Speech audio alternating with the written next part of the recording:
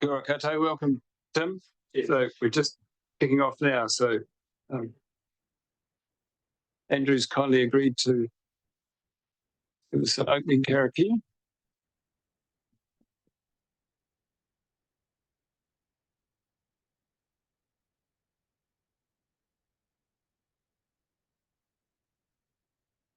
Tuia I runga, tuia I raro, tuia I roto, tuia I waho, tuia te here tangata ka ronga te pō, ka ronga te ao, tihei mauri ora.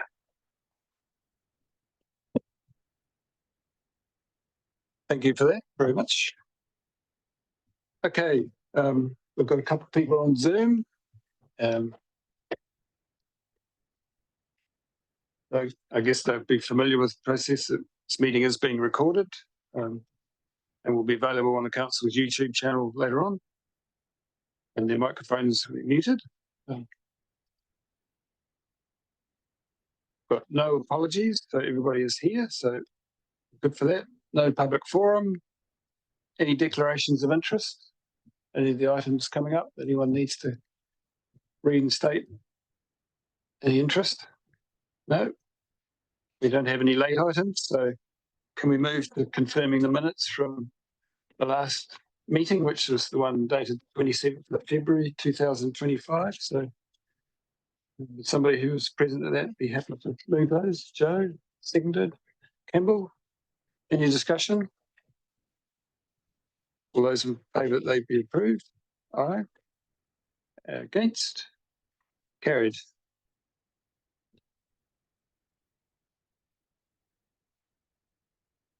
So as you see, we've just got one report today. So it's a staff report on activity. So hand over, I'm not sure who's leading that. Okay, all right. You want to introduce anything? Yeah. Hi, everyone. So pretty much we thought with the report today,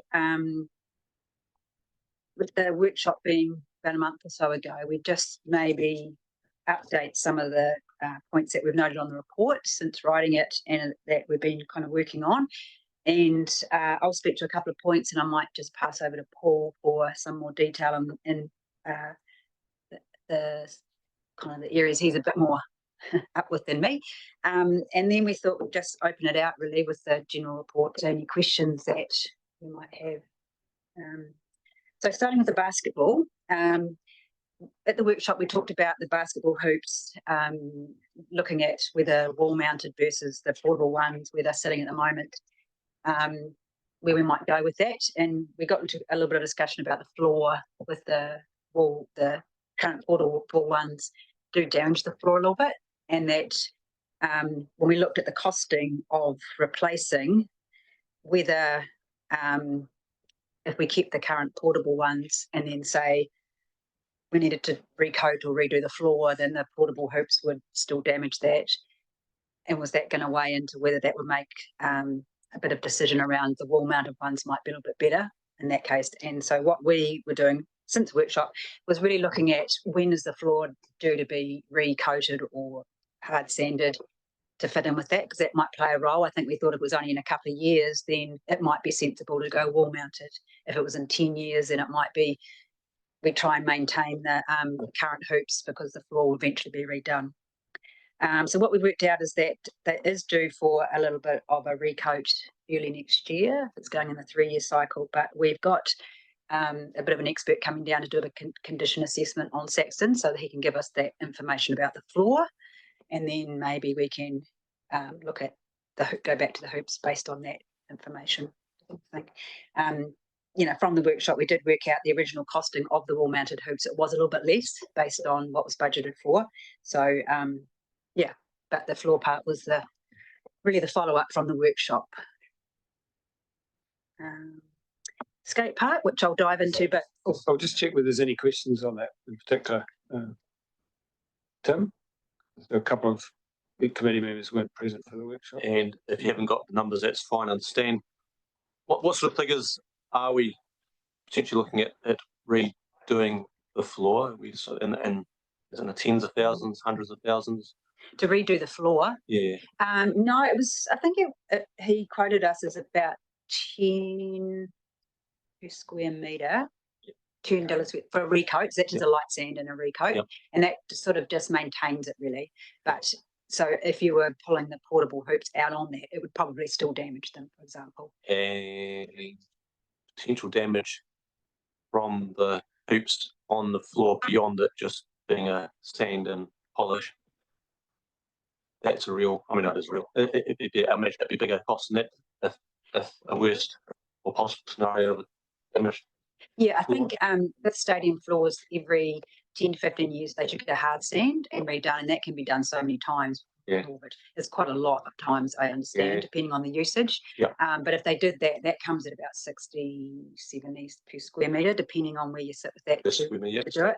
But I think with Saxton, looking at some of the old reports, is it wasn't just coating, they were actually having to replace the boards. So that was a little bit different than just a recoat. Well, that's where, and I don't want to get here myself, you're still waiting to get those numbers, but for interest's sake, yeah, when that has happened or does happen, you replace those boards, etc. That's obviously a cost and a risk. Yeah, it was about 1,000 every time they did about 4 or 5 boards. I think that the last time we did a repair just on the boards, that was 1,000. And how often? Pull me up if we get into much detail because I want to. You said you're going to wait. That can happen several times a year or once a blue moon. Well, I think because CLM have picked up the contract from Sport Tasman, so some of the some of the information, I'm not sure how many times it's been done prior to. I just got that information, but I think they did it maybe last year. I think that was the one that Lynn came up with. But I would sense that if they came into recoat next year, say we did that, they would have to do some of the boards down on. Okay, they are quite damaged. I think in the workshop we brought up some photos and showed that damage down the end courts. Because over the terms I've been on council now, it's my 4th term, there has been instances, some at Trafalgar, others not Trafalgar, but also here, and understandably there's that. So I appreciate that. It's really good taking a step back, weighing all that up, because that will play a big part in that difficult decision of financially justifying as well as the social benefits. I'll leave it at that. Thank you. Very good. I look forward to those assessments, numbers. Cool. Thanks, Debbie. Brent. Thanks, Derek. And just that, the assessment of the floor, is that by Hardwood Technology themselves? Yeah. Okay, thanks. Yeah. Move on to the next. Okay. So I'll just jump to the skate park and I will just give a little bit of a summary and Paul may jump in here. So on the workshop, we kind of talked around the best site that is sort of coming up favourable, which is Circus Green. At the workshop, we discussed whether that was a valuable cricket field and that it might impact cricket. I think that's one of the points that was raised. We did have a meeting with Jake Inwood from Nelson Cricket, who he said that they use it once or twice a week for junior cricket, but he was okay with it as long as there was another ground that they could facilitate. He didn't have an issue if, say, we took that away, as long as he had another area or an additional artificial goes in. And we did talk about just behind that Circus Green area behind, I think it was discussed why that wasn't looked at or could it be looked at. And actually Paul's done the background to this, so he will probably speak more to that, but looking at it, it didn't seem as big and it sort of seems to push up against the actual sports field. So that was probably something that would impact maybe putting the skate right there. I mean, it would be sort of along the sideline, I think we worked out, didn't we, that area? Yes, that's right. It's a bit more hidden away too, but behind the trees and everything. But the main thing was the amount of land area that was available there with the football field right next door. And just to add to the cricket conversation, there is a program of work already for Harakeke Green to be developed, and there's no definite plan for that, but the loose plan was to have one artificial and one clay block, but there may be an opportunity to have 2 clay blocks there if we retired one somewhere else in Nelson. And it was also discussed that the where the Radio New Zealand tower is could be an opportunity to have an artificial block in the middle there as well, if that could be located. So there's certainly opportunities for cricket to be relocated somewhere else for that junior demand. And yeah, Jake was pretty on board with that. Thanks, Derek. So the Harakiki, I get this budget line in that line. I'm just unclear in terms of when Cricket presented a few meetings back, the response to Harakiki and other investment at Saxton Oval, they put other investments such as a media tower in front of that. So I just don't want to get into a situation where if that does happen or is proposed, then all of a sudden we've displaced a cricket pitch and we've spent an investment in whatever that form is at Saxton, and all of a sudden we don't have the Harakiki Green upgrade, because that was about, it's still about 3 years out, isn't it? Yeah, that's correct, through the chair.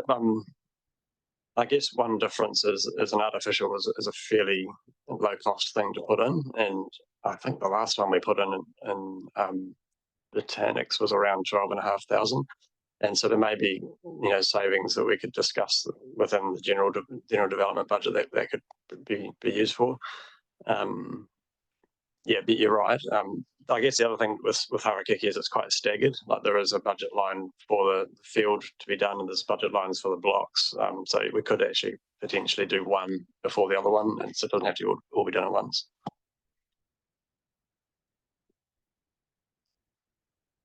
No further questions on that? Cool. So the next subject, I'll just talk about cricket media towers, which is a little bit tied in with the oval drainage and how we discussed it at the workshops, but I'll hand over to Paul for the oval stuff. But in terms of the cricket media towers, so we did got Veros to do a feasibility study, and they've done stage 1, which we brought to the workshop to talk about. And we have met with them since then, and we also had some input from Nelson Cricket and Central District Cricket on what potentially that scope might look like if we kind of went down the line of getting a cricket media tower. So just putting the input in of Saxton as a venue, as the users of those venue, what they need. Lance, obviously, from Central District, having quite a bit of input on what would be required and a bit more knowledge locally. And so Veros are going to do the stage 2 of that feasibility report and just kind of look at what that building structure might look like, and bring it obviously back to us to distribute round. And that was the kind of the next phase we got to in terms of the cricket media towers. That was the budget we used for the 2 stages of feasibility. Time frame around that report? They have a delivery date, or June. not yet? Yeah, this financial year. I think it was June. Yeah, they were just waiting for just a little bit more information, then we put that through. Thank you. Any questions on that? Great. Thanks, Mr. Chair. So in terms of that, can I just check, I guess, with our officers and then with Nelson Cities, we don't have an annual plan line or budget for any outcome of feasibility this financial year for media towers currently, do we? So we have the Saxton the Saxton Field CapEx budget, whatever that is, but we have no extra provision in there for what may fall out of this. It'll be a reshuffle. So I guess from our side, that's my understanding, we have no extra, have we? For either land purchase or the media towers or the outlay work. Through the chair, just in terms of the land purchase, I know we don't have any provision there. I thought there was an amount for the media towers. Was it around 300? But yeah, it's a couple of years out. The actual investment for the media towers, the sort of agreement that we'd got to was that we would do the investigation work, at least have document there for a future decision around timing. So potentially in August or the Saxton committee meeting after that, we could start looking at the sort of development plan and the phasing of some of that work. And it's kind of, as Debbie alluded to, tied up with the drainage work. So the drainage work is still a priority over the media towers. I guess we want to get to the point where we understand what the media towers would look like, what would be involved, what the cost might be. We haven't done any changes to the budgeting around when that would be delivered. That's a future decision to be made once that report's been completed and you've had a chance to digest it. It's now 6.1, but it's the same question. So in terms of bringing forward the Saxton Oval outfield at a net difference of around 165,000, have we made any provisions in our long-term plan for an extra, or are we looking at also changing internal budgets in the Saxton CapEx? Because I think, what did we budget for hoops? And it was that next year, and that's significantly less than what we thought it was going to be. I just want an assurance that we're not going to get a surprise where we make this commitment and there is no more money. Well, we budgeted for hoops, I think it's around the 600, and the repricing came out at about 300,000 plus contingency. So I guess through the chair, what I think I'm hearing is between the officers from both councils, there'll be a paper that just repriorities CapEx out of the existing allocations from councils. So the 6.1 clause doesn't necessarily mean that either annual plan is going to have more money in it. So from either councils. It's going to, yeah, that's right. If that goes through the annual plan, through the 6.1, then there's a little bit more money in the next year, but we'll still have to reshuffle to make up any shortfall for the project. One last year. So just to grant, I believe that we don't have any extra line in Tasman District's annual plan for this. That's correct. So there's no change from for the 6.1 is the same wording as the last committee meeting. There's no change in that.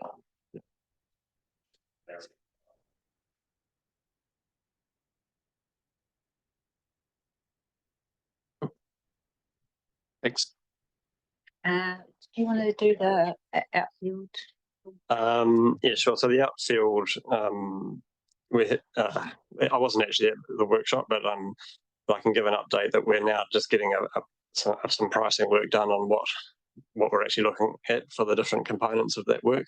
There's the surface renewal, there's the drainage, and there's potentially the irrigation as well.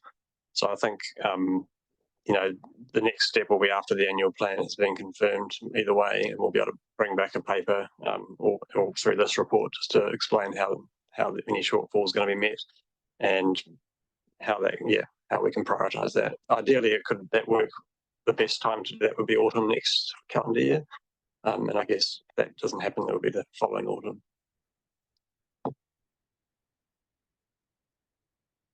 Thanks, sir. You keep looking. I thought it was careful. I just went through the chair. That report was really interesting, and the work that you'd done leading up to the last season was you got fantastic results compared to how the Oval was operating in past years. So I left that workshop going. Actually, it doesn't look like we've ever made the threshold, but actually there was some really good work that got us close last year. So I'm just interested as that report comes back in terms of how we strive to have the best that we can, but history's seen that we haven't had to have the top class best condition to get these sorts of matches. Yeah, I think it comes down to risk, and if the weather before an important game is bad for a few days, then we are in trouble. And if that's being broadcast around the world, I guess that's the argument. So we might get away with it, but the report is pretty clear that we're not meeting the warrant fitness. And I think there's some photos. I think it was quite close the last game when it was raining in the morning. So I don't think it's going to improve over time.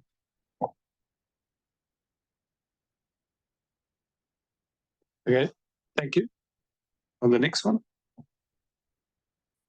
Next one is indoor cricket proposal. So we did discuss that quite at length at the workshop, but since then, the original sponsor that Nelson Cricket had been talking with withdrew. So we met with Jake again and just talked about the naming rights and sponsorship policy for community services facilities. Could that, when we at the workshop we discussed it, that would probably have more of an effect than he might have realised when we were going through him gearing up to come to this meeting actually and present a report. But since they've withdrawn, we just sat down and kind of worked out what would it look like now, given that knowledge of that policy. So he's aware of that. But yeah, so that's sort of off this report. I think it's my last time, Mr. Chair. So what I didn't realise was in the terms of reference for this committee under 6D, part of our task is developing a naming and signage policy and considering requests under this policy. I didn't understand that until I read the terms of reference for Saxton Joint Committee, because I just assumed being Nelson City Council building, it was your naming rights policy, but I maybe through the chair and through officers, you can give me some clarity. It's a key area that was put in there in terms of reference document. So I'm interested that where we go forward for the next request and where does that sit within the joint committee or with the councils who own it. So we would have brought that report to this committee prior to it going to Nelson City Council. And I guess the parameters and the sort of terms that I understand would be, would consider it against the reserve management plan. And then there's a few other considerations for Nelson City Council, specifically around the policy that we have around naming rights. So it's kind of a two-stage or multi-stage process. Any request of that kind would still require resource consent and other sort of hoops to be jumped through as well beyond those two stages. So it is quite a process. So through the chair, have we as a Saxton joint committee at any stage developed a naming and signage policy? Was that still in the workload? Was it just a line in this that nobody's ever read for a long time? And you don't recall? I certainly don't recall it. But, I don't remember. Yeah. Recall naming right. So I guess it's something that might be carried forward to the next committee. Yeah, I don't recall that's ever come up, but if you do read the reserve management plan, there are some quite specific, what do we call them, expectations in that policy around signage for commercial types of sponsorship and naming rights. So there is a lot of detail in the RMP to start with.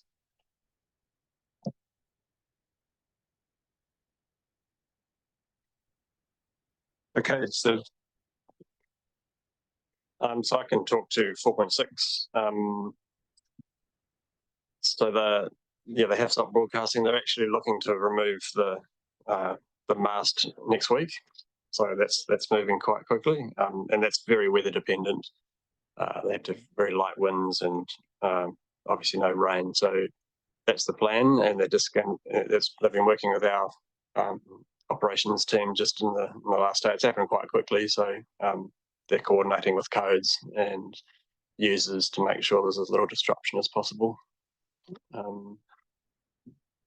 Yeah, don't think there's anything else to add. I don't think it'll have a big impact on car parking or anything if it all goes smoothly. So yeah, and probably within a month to get the remaining infrastructure, the above ground fencing and the building and anchor blocks. So yeah, that's quite a good outcome. Yeah. Thank you. I have mentioned this before, but I just want to keep in the forefront is what is the plan for the infrastructure that's underground? Because I understand it's quite substantial. So when is the plan for that to be removed?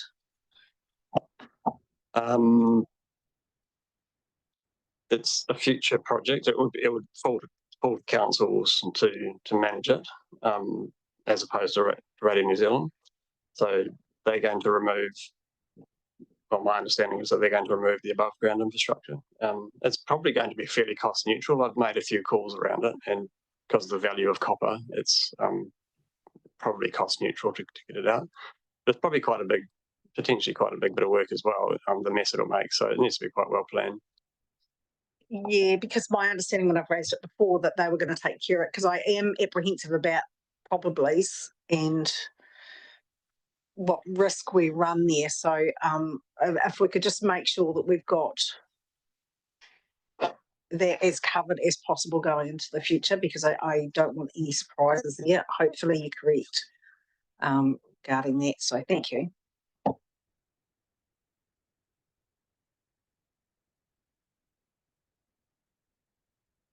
question two.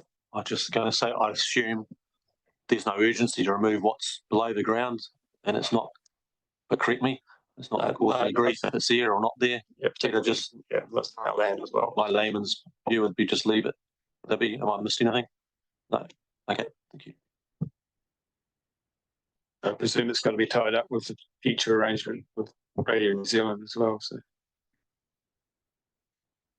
in terms of ownership of the land. So. Okay, can we move on to capital projects? Who's leading on that? Is that Debbie still? Cool. Yeah, well, we just thought we'd open it out to questions, really. They're just sort of touch points on all the areas. If there was anything that needed to raise or ask us, we could Or anything on item 6 or 5.1 and 5.2? Campbell?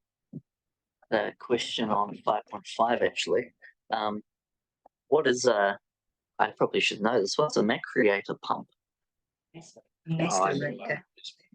Macerator. Yeah. Macerator, sorry. Yeah. So there's, I guess, two bits to that project. So there's the electrical work that needs to happen to the sort of the board that's there, and then in the future we'll have to look at actually replacing the macerating pump itself. We're going to add some more technology so that our utilities team and Nelson City Council will get notifications when there's an issue with the pumping system. I think in the past there's just been quite a few issues with people putting things down the toilet that shouldn't be in a toilet, Okay. which creates a blockage or an issue with the pump. So it's all tied up with that, and obviously with the level of that building, it has to be pumped back up to the main. It's not gravity fed, so they're always a bit of a maintenance headache, those items. Yeah, perfect. So those that 25k there for the electrical upgrades, that's planned. That's based around that the pump issue. They're not two separate things. That's right. Thank you. Question, Joe? Thank you. Yes, it's just further to that point. When it says there's another 20k, possibly another 20k in the 25-26, is that going to be found within budget? Are we going to tweak that, or is that something we're going to look for an extra amount for if we need it? Yeah, we wouldn't be asking for any extra, but the plan would be to do the electrical work first, see how the sort of system holds up. It'll need renewal at some stage. We'll push that out as long as we can. So maybe 25, 26. But if the monitoring kind of works really well and we can get onto some of those issues early, then hopefully we can just make it last as long as possible. Great. Thanks, Mr. Chair. Just around 5.4. So I think the urgency was around Te Mahatini in terms of getting that infants data. So is that now a potential project that doesn't have urgency? I would say that project was well before Te Mahatini was understood, I thought, but maybe I'm wrong on that. But yeah, there hasn't been any urgency from this committee, and no one's really pushing for it at this stage. So we'll look at that around the reprioritisation that we do with the budgets and the development plan.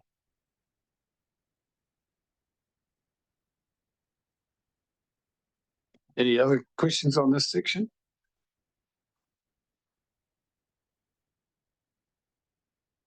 No?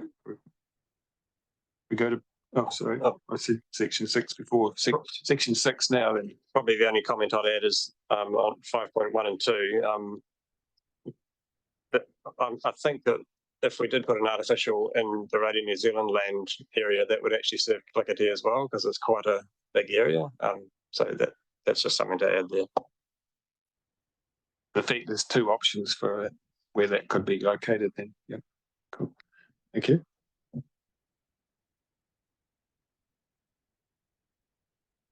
Plan changes, a couple of tweaks there in 6.1. So all clear on that? Joe? Just very quickly, sorry. I'm just looking at the reshuffling the finances to fit in the Saxton Oval, and we're deferring the walkways line. Does that include the walkway mentioned in the work for archery, or will that still go ahead, or is that going to be deferred? That's sort of happening now, that walkway. So yeah, I think we might be pulling that out of the development budget rather than walkways, so it's not affecting that 6.1 and 2.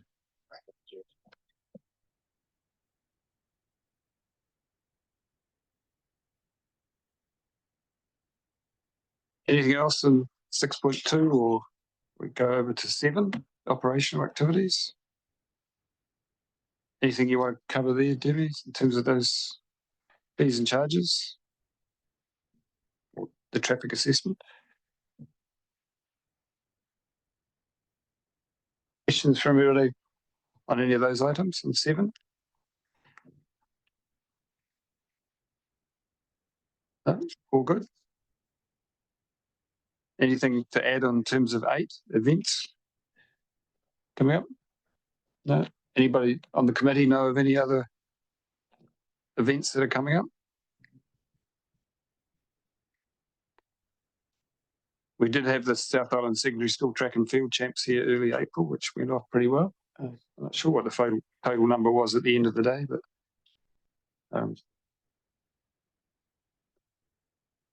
Tim? Just from my understanding, 8.1 Te Epikurea Regional Sports Day. What's that? What was that? So like school sports, is it? Through the chair, that was a Māori sports event that happened in early April. If I remember correctly, didn't we have a big downpour just before it, which made life a bit challenging for folks? Was it a school kids thing or a? Yeah. And it happened on the same day as the South Island Secondary Schools Athletics Day as well, didn't it? It was Yeah, an event open to all school kids. All schools. I think so, but I'm not sure. Okay, very good. I do recall seeing a lot of activity on the other fields, not just on the athletics track on that first day. Yeah. Thank you. Just one quick question for my own benefit. Is it a sports day that's been happening regularly but renamed, or is it a new event? That was the first time I've witnessed it happening. Okay, thank you.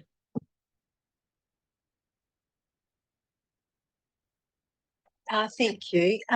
I just wanted to make a comment about the International Tug of War event on the 26th of April. I spent the whole day at that event and it was phenomenal, and really appreciate the work that was done behind the scenes to enable them to hold that event. They were extremely appreciative of the work that everybody did to allow that to happen. So it was an amazing day. So thank you to everybody who was involved in that. Thank you. If there's no further items anyone wants to raise, then I think we've pretty much come to the end of the meeting. I'll maybe get Andrew to do a closing karakia.